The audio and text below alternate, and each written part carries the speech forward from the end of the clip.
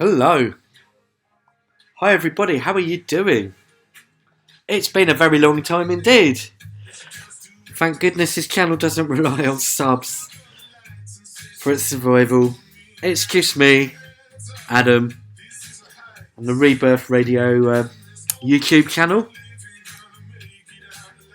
And that particular section of the channel which is dedicated to chronicling all the Navatsuraku musics throughout history, really.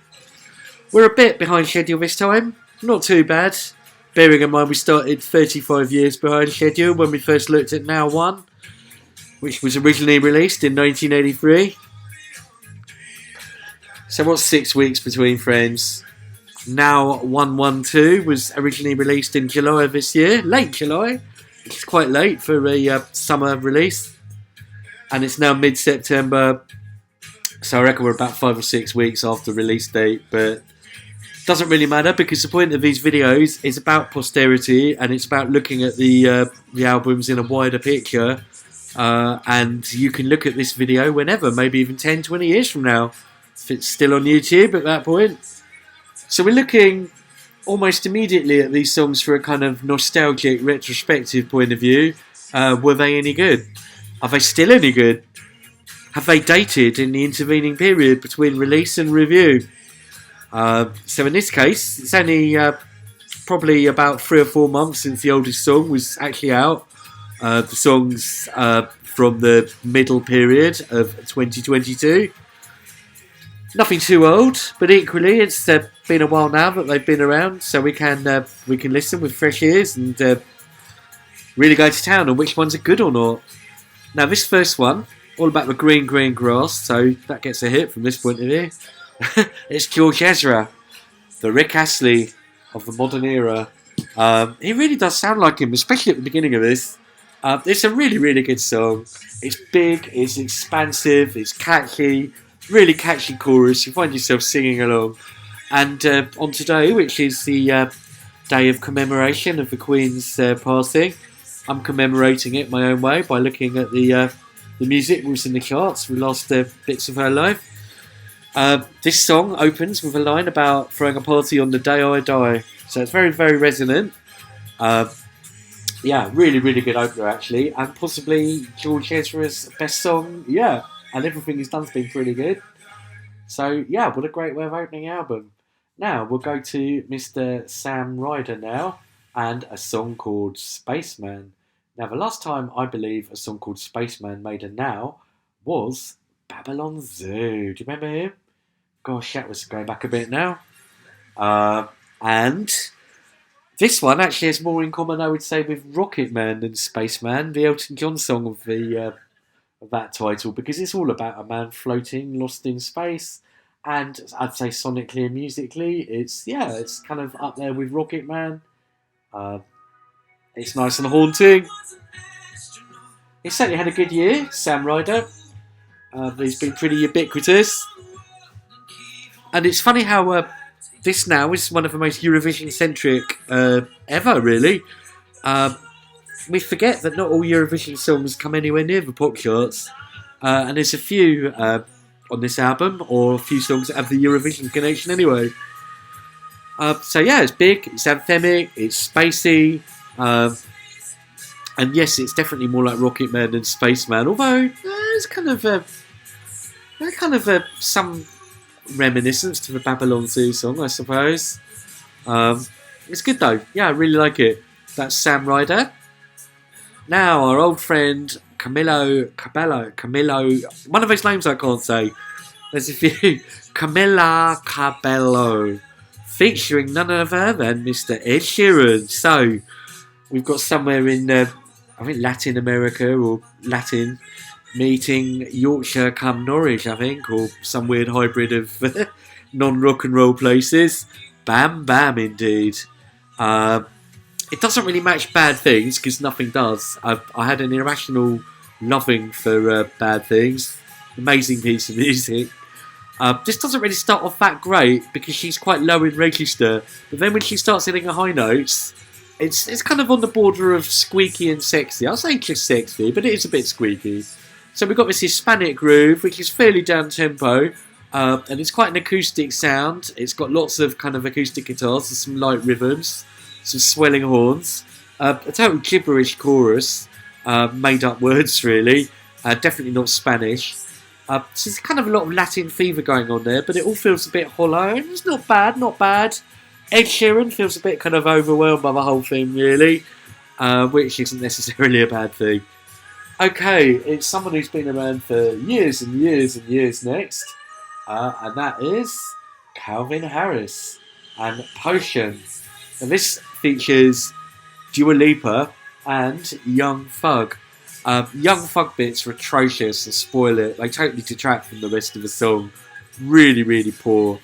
He really needed dropping off out of a moving car, to be honest. Because he's awful, but the rest of it is really good. Dua's vocals are great. And the sound, it's got a very early 80s kind of soul funk sound. Works really, really well. Calvin Harris still pushing forward, even if it is by looking back at the past. Good lyrics. So, just a shame about Young Thug's awful, totally superfluous contribution. It's only a few seconds. I think I'll do my own edit to get rid of it, because the rest of it's really good, and it's fairly easily edited out with Audacity or Logic or something, so make your own remix. Now, two ladies, diddly-dee-dee-dee. Do you remember Alan Partridge sketch? Two ladies, Becky Hill and Ella Henderson. Who's the man in that woman sandwich then? It is Mr. David Guetta, and the lucky man. He's actually been able to concentrate on the production side. He's not been totally sidetracked by the company he's been keeping. And it's a really, really good song, and it's a contender for Song on the Album. It's really good, actually. Yep. This is David featuring Becky Hill and Ella Henderson. Crazy What Love Can Do. That's a lyric from an old song, isn't it? I know, and it's shocking what love can do. That was Whitney and so emotional. Where did that come from? This one you've probably heard all year on radios and stuff. I was working in Leicester in the summer on a site, and this one was always on the radio pretty much every hour. Never got sick of it. It's just a really, really good pumping dance song, textbook stuff. It's not really original per se, but it's just got a really good melody. It's catchy.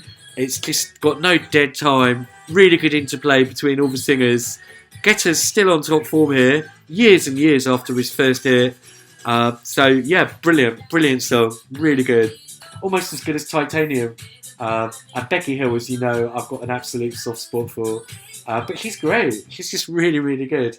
So yeah, that was David, Becky Hill, and let's not forget Ella Henderson. Crazy What Love Can Do. Now, here's LF System, Afraid to Feel. They're from Scotland, I believe. And this song, it's not only modelled on Silk Sonic, Bruno Mars and Anderson .Paak thing, with their 70s retro stuff. It's also modelled on a specific song by a band called Silk. Ever heard of them? I hadn't, actually. It's a 1979 song called I Can't Stop Turning You On, which features Louise Claire Marshall on vocals. And it samples that. So it starts off with a sort of slow 70s funk thing, and then it shifts up a few notches to a kind of banging house tempo. So there's lots of 70s elements to it, including some flutes, I think. And it maybe does sound a bit oversped up, but under certain, let's say, clinical conditions, if you know what I mean, an increased tempo might match an increased heartbeat, and it might actually work very well. Got very good vocals on it, and it does kind of ease on the brakes a bit halfway down, and you get a kind of slower section, which just makes a nice bridge. So yeah, not bad. Good club song, interesting sample, does something fairly interesting with it. Right, let's play this next one. It is Lizzo, the first of two artists who've got 5 letters in their name, the first of which is an L and the last of which is an O. See if you can work out what the second one is. That was really good. Crazy What Love Can Do from David, Becky and Ella. And here is Lizzo and About Damn Time. Well, it's another one that's very, very 70s, really 70s in fact. Really, really, really 70s sounding. And it does make me wonder, am I actually listening to the latest now, or have I accidentally stuck on Greatest Disco Hits of 1979? So it's Lizzo, and she talks about a big bad bitch show, which is kind of crass, kind of funny. I think she gets away with it because she says it in a funny way. And she's obviously got a good personality. Yeah, she's a big talent, and it's a really good song. Bad bitch show clock. So very, very 70s in its sound. I don't really like the kind of rapping bit in the middle. It seems a bit superfluous. But her singing voice is really good. There is 79. I love it. I love it. I love the fact that this stuff still makes now albums. Right, so we had Lizzo. Now we've got Latto. And I've got to say, it's taken one of my favourite songs of all time, which I'm sure someone else sampled. Was it Mariah Carey or someone? Genius of Love by the Tom Tom Club. I love the Tom Tom Club. Please check out the Tom Tom Club doing it was a live set. What's that thing called? Oh, I forget the name of it. You get these bands doing little live sets in a kind of basement, pretty much, like a broom cupboard. And this was from a few years ago, but they hail back to the early 80s. In fact, it was Tina Weymouth from Talking Heads and some friends. She's great. Why am I going on about Tom Tom Club? Because it forms the basis for the Latto song. And to be honest, they're pissing in the wind even trying to do anything with that.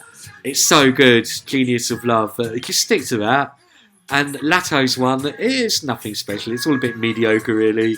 It sounds very half-hearted. It's called Big Energy, but it's kind of de-energised. It's nowhere near as good as Genius of Love. It's really not worth the bother. There's nothing you'll get on that you won't get on Genius of Love. And it still sounds up-to-date and modern. It sounds totally the same as this, Lizzo. In fact, it probably sounds more modern than this even. So you really don't need a remake of it, and you certainly don't need Latto's. Tom Tom Club, Genius of Love, used there for Latto, Big Energy. Right, Diplo now. Diplo with Miguel, and Don't Forget My Love.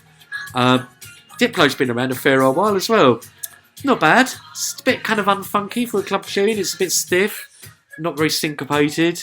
But it's all good, really. The voice is good, the pianos are good, the chorus is okay. It does remind me of one of those big house songs from about 10 years ago now. Get Ready For My Love. Who was that? Something City or something? Yeah, it's not bad. It progresses. That's the Diplo one. So it's kind of a bit bloated and stiff, and it's definitely more pop than like kind of rave magic, but it's still quite likeable. It's way, way better than Tion Wayne. And it says here Tion Wayne versus LaRue, times LaRue. Definitely a win for LaRue there. We already know In For The Kill. It's been remixed a million billion times. We really need someone blundering all over it with totally unoriginal, totally crass rhymes. Nothing you've not already heard a million times before. Really didn't need it, to be honest. I'm going to get one lined up that's a few songs down the line, because there's a couple of stinkers here now. Well, not really stinkers, there's nothing that bad. But there's a couple that maybe we don't need to dwell on, such as Bad Boy Killer Crew and BMW. Now, I've got a Mazda, I don't need no BMW. Has anyone done a song about a Mazda? One wonders. This song, yeah. I do like one of the guys in it. The first guy who kind of MCs is very cookie cutter, very formulaic. Nothing you haven't heard a million times before. Just nothing really good about it. The second guy's got a bit more oomph, and I kind of like the timbre of his voice. It's just a bit more kind of high energy somehow. But it's just a noise, really. It's really nothing special. You'll never come back to it. Sigala, pretty generic for them. They've done some really good stuff. This doesn't hold a candle to the David Guetta thing. It's well produced. It's just not very original. In the mix, it would sound alright. That's Sigala and Talia Mar, Stay the Night. Now, here's an interesting one. It's three artists who each have been worst artist on a now separately. So I really was crossing my fingers before listening to this. It's Mabel, Jax Jones and Galantis. Good luck. And I thought I'm going to need good luck. I hated stuff Mabel's done. I've hated stuff Jax Jones has done. I've hated stuff Galantis have done. But this is actually really, really good. Somehow 3 wrongs do cancel each other out and make her right. It's actually really, really good. It starts off with more lyrics about green, green grass, so that's always good. It's not bad, yeah. It's got all the elements of a sort of 2020s club banger, but it's got really good vocals and lyrics, and I'm a fan. And it also shows, if I ever diss one of your songs and you think I've given a bad review, stick at it, because if you do something good, then I'll love it. Definitely got an open mind, and I love it when an artist who I didn't like comes up with something I do like. It's really nice. So, yeah, good one. Mabel, Jax Jones, and Galantis. Maybe you're the problem. Maybe I'm the problem. Ava Max. Oh dear. Let's have a listen to this one then. Somehow that slipped through the net when I was just going through them before, so I'm going to give you a review on the fly. Bit of Ava Max. Well, it's quite an interesting start. Got a kind of Bollywood vibe going on. Ooh. I have heard this. Yeah. Didn't know it was Ava Max. Well, it's the first of a couple of songs that's got this sort of aha, Take On Me kind of beat. Yeah, this is good. This is probably the best thing Ava Max has ever done, actually, to be honest. So good stuff indeed. She did that one about, was it Sweet But Psycho? Was that her? Am I getting someone mixed up? Okay, it's my old friend Steps now. Another veteran act, hard to forget. Well, it's not one of the best Steps songs ever, but it's quite credible for them, actually. It's really well produced. And it's got quite deep lyrics, certainly talking about the effects of the alcohol in considerable detail. It's not exactly kind of a song about alcoholism, but it refers to its effects. This is pretty camp, but it's done quite well. Good quality pop there from Steps. And ditto, Shawn Mendes. The second of these songs with this kind of fast 80s synth style beat. And it's even got some aha kind of plinky synths. Maybe not quite as good as this one. Which is really, really good. This is Ava Max. It's Shawn Mendes and When You're Gone. It's not bad. Now, we've got 2 songs, I would say, compare and contrast now.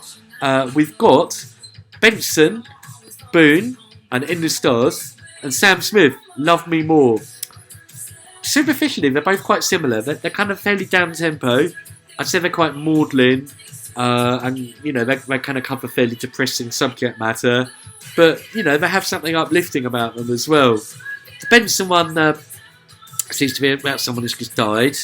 And it's definitely kind of transcendental. It's got some choirs coming in halfway through. The Sam Smith one is about learning to love yourself after really hating yourself. So, again, it's actually got some substance to it. It's not just woo, woo. And it's, again, got a kind of choiry kind of thing coming in halfway through. Now, I would say I really do prefer Sam's vocals, and I'd say listen and contrast with Benson's. Now, I've been doing some singing myself recently. I won't inflict the results on you just yet, and in fact, that's one of the reasons I've been delayed in doing this video, is I've been doing Now That's What I Call Music, trying to find my own Now That's What I Call Music, more of which I will reveal later. And in the process, I realised that less can be more with vocals. And I think that would have been the case of the Benson one. I think he oversings it. A bit like Lewis Capaldi, that kind of thing. I think maybe if he just sort of eased back a bit. And I think Sam does that. You can hear in the verses, Sam's kind of restraining himself a bit. And then he kind of lets it out a bit more fully through certain lines. So not every line Sam is singing is kind of full belt. Some are, but not all of them. And it makes the ones that are stand out more. There's more kind of dynamism in the whole thing. So they're both good songs, actually. They're both listenable. That's Benson, Boone, and Sam Smith. Now he's another really good singer, someone who's been around a while.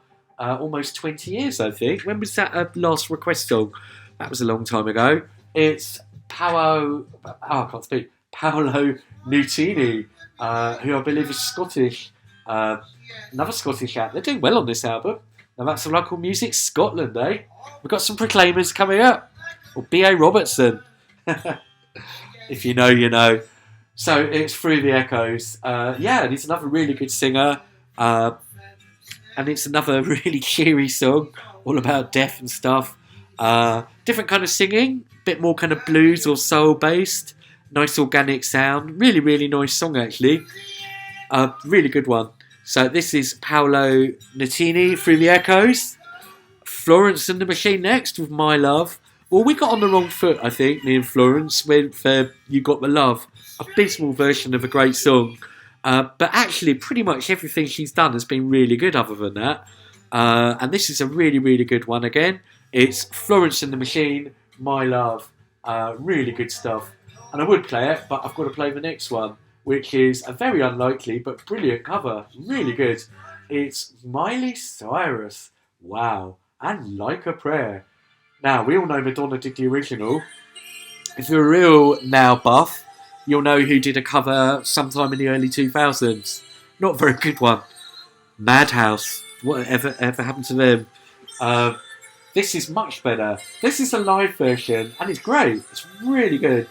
It's much tighter and shorter than Madonna's rather sprawling affair, in a good way, because it was one of the best Madonna songs ever, I think. But this just brings it back to a kind of band sound, just singing, musicians, live on stage, no gimmicks. What you hear is what you get, and what you hear is a really good song, sung really well, and played by great musicians. Say no more. No more needed. Yeah, brilliant. Contender for Song of the Album is a cover, Like a Prayer. Now, next up, we've got another good one. I must say, this is a great side so far. There's been really only about 2 bad songs. Sigrid and Bring Me the Horizon. So yes, if you were wondering at the beginning, that's not Sigrid singing. She's not gargling with razor blades. It's the singer from Bring Me the Horizon. And it's a really good rock ballad. It's got good lyrics, maybe a bit unoriginal, but it's definitely rousing. It's emotional and it's dynamic. So that's a good one. Sigrid stuff's been pretty good, yeah. Bad Life. Now, Maneskin. And their 3rd single on the Now, after the Frankie Valli cover, Begging, here's Supermodel. It's a bit kind of one-notey how he sings, but their music's really good. It's got a good groove and it rocks out. It's quite exciting. It's definitely not cookie cutter. And bearing in mind that they're again another band associated with Eurovision, it's definitely pushing that kind of thing forward. So yeah, I like it. Now, sorry to cut short Miley, but it's time for a very strange song. Also one that's tied in with Eurovision. I believe it was this year's winner. It is the Kalish Orchestra and Stefania. Now, Ukraine has been on the news, maybe for all the wrong reasons this year. So I think it's very interesting that we've got a slab of Ukrainian cultural history here, because we like to talk about cultural history and stuff. It's about looking at these songs in a wider context. And this is where Ukrainian folk traditional music meets up-to-date hip-hop and kind of electronica stuff. Don't know what he's talking about. My Ukrainian isn't up to par. It's definitely an interesting sound. It's what we've called here before custard and mustard songs. 2 things that maybe shouldn't go together and in the wrong hands don't go together. Or a culture clash moment, I sometimes refer to them as. If you want to get really philosophical about it, it's Hegelian dialectic in musical form. It's got a thesis, which is your traditional music, this sort of thing. You've got an antithesis, which is the hip-hop rapping element. And the synthesis, as in a synthesizer, is how it's all put together. And how you take the kind of opposing elements and make something cohesive out of it. You've got some flutes in there. Yeah, I like it. I think maybe winning Eurovision was probably more to do with politics, as it always is, than musical quality. But it's certainly striking and different and interesting. And if it introduces people to Ukrainian folk music, that can only be a good thing. So there we go, the first half of this epic journey. And so far, so good actually. Really, really good. I'm trying to think of the best song from this side so far. I think it's still David Guetta and Becky Hill and Ella Henderson. Crazy What Love Can Do. But there's been a few contenders. Lizzo was up there, definitely. And what else was a good one? Ava Max, that's up there. Paolo Nutini's up there. Florence and the Machine, Miley Cyrus. So yeah, good stuff so far. What's next? Well, we'll crack on.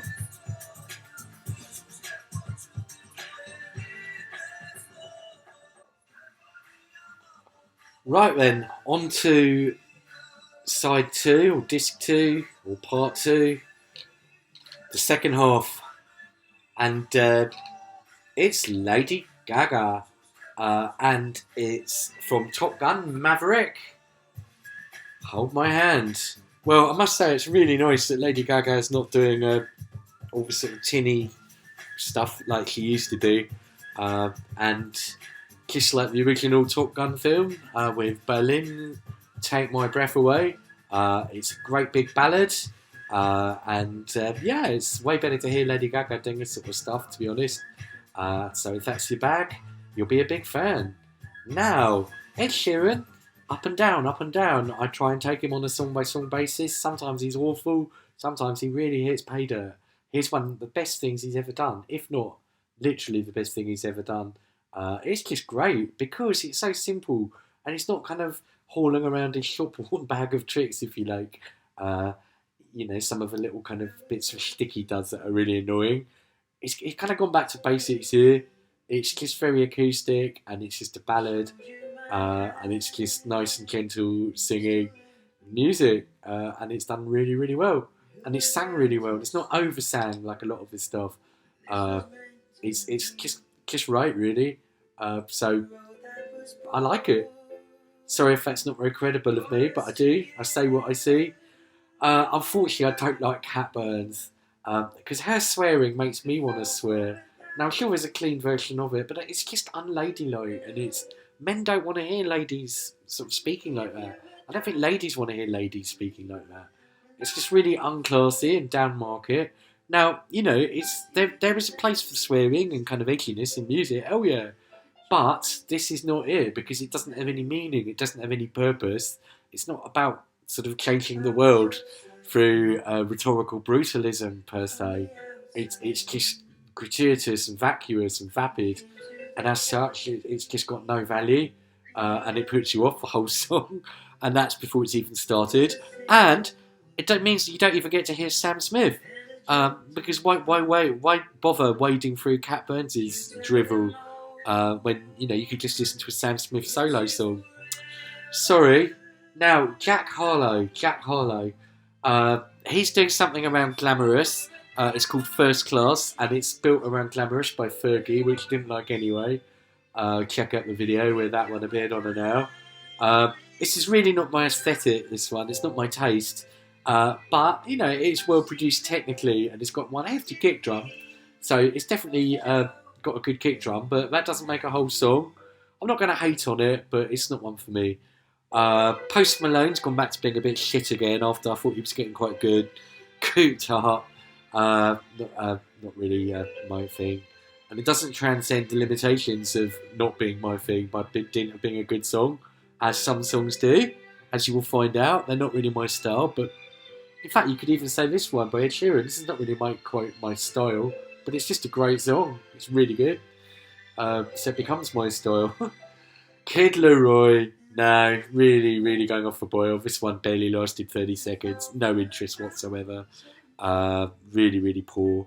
That's the Kid Leroy and 1,000 Miles. Thank the Lord for Nathan Dorr. Because just when it seemed like we were on a bit of a downward spiral, he comes along back with Ella Henderson and 21 Reasons. And we're back in club mode again. And yes, it does use that very familiar Calabria riff, which we've heard a million billion times. But it's a fun, upbeat song. It works. It definitely gets you moving. Definitely gets you feeling kind of upbeat. And if I'm going to be a bit of a geek, I'm going to say it's got the best hand claps on the entire album. And I love these hand claps. I like the hand clap feels. And I'm taking production notes. Big fan of a good hand clap. A good hand clap being one that's obviously not a real hand clap, a computer hand clap. So yeah, it's kind of cheeky this. It's been done to death, but absolute club banger. You know it's going to work, and it doesn't screw up all the elements, only adds to them. So there we go, Nathan Dorr and Ella Henderson. 21 Reasons why it's a good song. However, that is merely the warm-up for, I think, Song of the Album. There's two contenders, but I think on balance, I'm going to give it to this next one, because we've already had her, and she's back again, and she was really good with the first song. She's really, really, really good with this. And fair play to Galantis as well, who really coming up good now after a bit of a slow start. So we've got Becky Hill, the one and only, and Galantis. And yeah, this, well, I put a comment on it, and I think that says it all really. Shall I tell you what I wrote on their YouTube? I said, it's absolutely brilliant song. Everything about this is perfection. The voice, the melody, the production, the dynamics, just textbook stuff. Everyone involved should be really proud of your work here. Listening and learning from the dancefloor magic you've created. And I mean it. I'll say the same here. It's just great. It's a really dynamic song. The sounds are spot on. The singing's great. I prefer it when she goes high to when she goes low. That's just my taste. But she's such a great pop star and a great singer. She's always fun when she appears on these nows. Just elevates it, just lifts the room. But it's the music as well. It's everything about it. It's just so well put together. And we got that build up now. Wait for it. Just keeps you building and keeps you building. Great video as well. Really good landscapes. Yay. Loving it, loving it. This is what we need. This is what we need. But Hot Knit's Tales is another one that, in a very different way, is also a candidate for Song of the Album. If Becky Hill had only put this and not the other song, would I have still made this Song of the Album? It would have been a lot tougher to choose. Because she's done two great songs, I feel I've got to put one of them. But Hot Knit's Heels, we've got the brilliant Chase of Status, who are no strangers to these, and they're back again with Mixed Emotions. Now this is another one that starts very differently to how it ends, which is what I mean by a dynamic song. It builds in, it's got a very nice kind of soulful feel. Shame that the video's got loads of talking all over it, but if you like the song, go out and buy the album. It kind of harks a bit back to some of the more old school elements of D&B. It's nothing like those kind of awful fresh things of about 10 years ago. Like, what's it? Hot as Hell or something. Bad fresh, not good fresh, like The Gatekeeper. And it kind of goes back to things like Goldie, in a way, In the City Life. But it's also got the kind of pianos and stuff like Sigma and that kind of stuff. Wilkinson. So, yeah, really good one. Really good. Great vocals. And really, really good beats. Just wait for it to build in. Here we go. Here we go. Yes. Ooh. Ooh. Ooh. Yes. I don't really want to talk all over it, but I got to. Duty calls. And I don't really want to taint it with the next few shit songs. Because, so hang on to your hats. We've got some not great ones now. We've got A1 and J1 and Tion Wayne, Night Away, dreadful. Tion Wayne, will you please stop murdering music? I'll give you money to stop making tunes. Followed by H and Ashanti. And the groove is nice and stuff, but the vocals are a bit obnoxious. It's just garbage, really. N-Dubs, of all people, they're back. Who'd have thunk it? It's funny how N-Dubs are almost boomer music now. Wow. But when you've done all the nows, they're but mere pipsqueaks in the great history of these. They're considered an oldies band, I suppose. Very Afrocentric musically. It's more Afrocentric than European in a way, make of that what you will. And that's not to say it's a bad thing, because it's produced really, really well. Like, really, really well. And it's a million times more creative than stuff like Tion Wayne. So it's pretty good, actually, yeah. Surprising. Justin Bieber and Don Toliver, nah. I mean, it's just boring. Becky set the bar really high. I've got no time in my life in this show. That's Justin Bieber. I'm just being honest. Right, Remind Me, Tom Grennan. Now, dynamics can be a bad thing because it does mean that a song kind of builds. And sometimes you can have a slow start before it really gets to where it's going to go. And sometimes that can put you off. So it's just worth kind of checking out where it's going to go. And I think that's the case with this one by Tom Grennan. I wasn't totally enamoured at first, but I stuck with it, and it kind of built, and it kind of developed, and it took me where it was going to go. And yeah, I'm glad I stuck with it. So you've got a bit of a kind of sort of generic start, really, nothing special. But yeah, just kind of builds and builds. And we follow this one with Sam Fender, another one that's pretty good. In the 80s, you would have called it indie. I don't know what you call it now. It's still kind of pop indie pop, I suppose. It's nice, it's listenable, it's got a good tune. I've got no problems whatsoever with it. That's Sam Fender, and getting started. Ditto, Something to Someone, Dermot Kennedy. That's another one that's surprisingly good. Upbeat pop rocker, pretty good, nothing wrong with it. And Liam Gallagher's back yet again, who's really going from strength to strength for better days. These are his best days, maybe even. No, it's not quite as good as classic Oasis, but it's not far from it, and it's kind of similar, but still also a bit different. He's definitely got a bit of a Tomorrow Never Knows thing going on with the breaks or the beats. I don't know if it's a live drummer sounding like a drum machine, or if it is actual breaks. But when you go back to Tomorrow Never Knows, that was Ringo sounding like a drum machine. So that's where it all started. And it kind of builds on that. It's kind of bittersweet, like a lot of Liam's best stuff. Maybe a bit simplistic melodically, not really kind of very memorable in a way that maybe a Noel song would be. But the atmosphere would compensate. Now, Lost Frequencies sounds like some kind of hardcore dance act, doesn't it? Actually, their stuff's pretty anodyne and soporific. That's not to say it's bad. It's actually very nice. It's just kind of soft. It's kind of got some actually really nice frequencies in there. But they are lost. They're lost beneath James Arthur's rather more overpowering voice. So maybe if they just did a kind of instrumental version, you might actually hear a few more of the kind of electronics and stuff in there. But you do hear them poking up through. And they sound really nice, some of the synths in there. So that's Lost Frequencies and James Arthur. Questions? Now, Mimi Webb, Goodbye. This is one where I did have to skip through a bit. It kind of lost me at the intro. I can see the appeal. It's really not my thing, but it's not bad. If that's what you like, fair play. I'm glad I stuck with Lauren Spencer Smith. And how's that for a classy name? Very classy indeed. Lauren Spencer Smith, eh? So there's Tom Grennan and Remind Me. I'm glad I stuck with this one because there's a lot to it, a lot of words. I say it maybe hasn't got the best kind of melody in the world. Like she's singing a lot, but there's not really a kind of memorable song. But that's not to hate on it. It's got depth. It's got substance.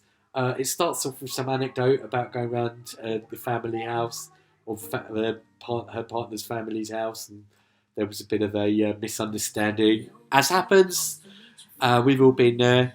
And it's nice to hear stuff that's just kind of, honest and unpretentious lyrically. It's kind of educational in a way. Just sort of teaches you about life and stuff. So it's good. Yeah, it's really good. Not really my genre per se, but I respect it. I think it's really good. Baby Queen, Colours of You. Now, rebirth, and as one queen passes away, another is born. Actually, it's just coincidence. There was a bit of overlap. A couple of months where the world had both Senior Queen and Junior Queen. This one's from Netflix, from TV series, and as such, it sounds like a TV theme to a certain extent. Heartstopper, the show, and hey, guess what? Those rainbows in the video, yep, they have a particular connotation. You don't have to be Einstein to work out what. It is a song about bisexuality. If not per se, that's what the show's about, and the song obviously reflects that. Now, bearing in mind when we started this journey, way back on Now 1, we had Boy George and stuff. Now 2 had Frankie Goes to Hollywood. Now 3 had Small Town Boy by Bronski Beat. There's nothing new whatsoever in songs that talk about homo or bisexuality. So yeah, it's a trope that's been there on and off throughout the years. How does this one stack up? Pretty good, I think. Musically, it's basically kind of electronica. It's like that Tove Lo one from a few years ago. What was that called? Mind blank. Pretty good. Yeah, pretty good. Okay, and we follow this one up with, I'm going to get this pronunciation wrong, Kian Ducrot. All For You. Well, it's very worthy, and even if it's not like the greatest song in the world, it's really hard to criticise. And I don't want to criticise stuff that's basically just a guy playing a piano and singing a song. I'm really glad that in this sort of world we live in a kind of techno world, and everything's online, and like we're even going to lose Cash Money probably in a few years. That we've still got room on a Corporate Now album for one man, one piano, one set of vocal pipes, and a song about feelings. And as long as there's room for that on a Now, then all is right with the world, really. So I'm really glad that it's on this record, or CD, or even download. That's Tion Ducrot, All For You. Even if, between you and me, it's not the greatest song ever written. It's a bit four-chordy, but it doesn't matter. Now, Mark Owen's back. Mark Owen's always a man full of surprises. I was never really a big fan of the one, the boy band era, but he always did the more interesting stuff when they went solo. And so, rather than play us out with the last song on the album, which is The Wanted, I'm going to play us out with You Only Want Me by Mark Owen, because it's got a nice up-tempo, kind of good mood going on. Now, that's not to disrespect The Wanted. In fact, in some ways, it's highly appropriate to the mood of today. Sleep Well Brother, which is obviously a tribute to their bandmate, Tom Parker. Sleep Well Mum, I would say, to Her Majesty. So instead of that, what I'm going to do is I'm going to play us out with Mark Owen and You Only Want Me. We're going to have a roundup of exactly what's been the highlights of this pretty good album, actually. Really, really good album. Probably only about 5 Duff songs on it, which means a good 40 good songs, which is really, really good. And it did take me a bit of a while to get around to it, but I reckon lots of these songs are going to stand the test of time. And I think you'll come back to this one in years to come, and there's a lot on here you'll still be recognising and still liking. If we go through from the beginning, George Ezra sets things off with a cracking start, Green Green Grass. And Sam Ryder is good with Spaceman. Then there's a few that are okay but not brilliant. David Guetta and Becky Hill and Ella Henderson, Crazy What Love Can Do, is really good. Then LF System's pretty good. Lizzo's really good. A few that are adequate or not all that. I was really pleasantly surprised by Mabel, Jax Jones and Galantis. Ava Max, Maybe You're the Problem's good. Steps is okay. Shawn Mendes is pretty good, When You're Gone. Now, Benson Boone and Sam Smith are a bit more kind of down-tempo and introspective. Of the two, I probably just prefer Sam, but the Benson one's interesting. Paolo Nutini, Through the Echoes, is good. Florence and the Machine, My Love's very good. Excellent version of Like a Prayer from Miley Cyrus. Sigrid and Bring Me the Horizon's okay. Maneskin's good. And a very interesting one from the Kalish Orchestra thing. One of the better Eurovision moments, Stefania. And obviously, in terms of cultural importance, Ukraine has dominated the news this year, so something that's got a bit of Ukrainian traditional music in it, I think is very interesting and important. CD2, we've got Lady Gaga and one of the better moments of Hold My Hand. One of Ed Sheeran's best songs to date, The Joker and the Queen. Another one about the Queen. Wow, there's lots of future echoes in this album. Bearing in mind it was released before she actually passed away. Almost hints. It's almost like the universe is a kind of what do you call it? Simulation. Right. I wish it hadn't simulated cat burns. I wish that would just remained uninvented. Don't like it at all. Jack Harlow's not really for me. Post Malone's not for me. Kid Leroy's not for me. Nathan Dorr, 21 Reasons with Ella Henderson's really good. Song of the album, Run, Becky Hill and Galantis, really good. Really good. Also, Chase and Status, Mixed Emotions, brilliant. Then we've got some dire ones. And then we've got a few that are okay. Tom Grennan, Sam Fender, Dermot Kennedy, Liam Gallagher, Lost Frequencies, James Arthur. I like the Lauren Spencer one. I thought it was quite interesting. Baby Queen's quite interesting. Fair play to Tion Ducrot. This one from Mark Owen. And The Wanted. R.I.P. to Tom Parker. R.I.P. to the Queen. I must also say R.I.P. to my own father, who passed away earlier this year, kind of in the period that we did this. So R.I.P. Dad. R.I.P. lots of people this year. But the music plays on. And I'll be back fairly shortly with Now 113. So thank you everybody. Take care.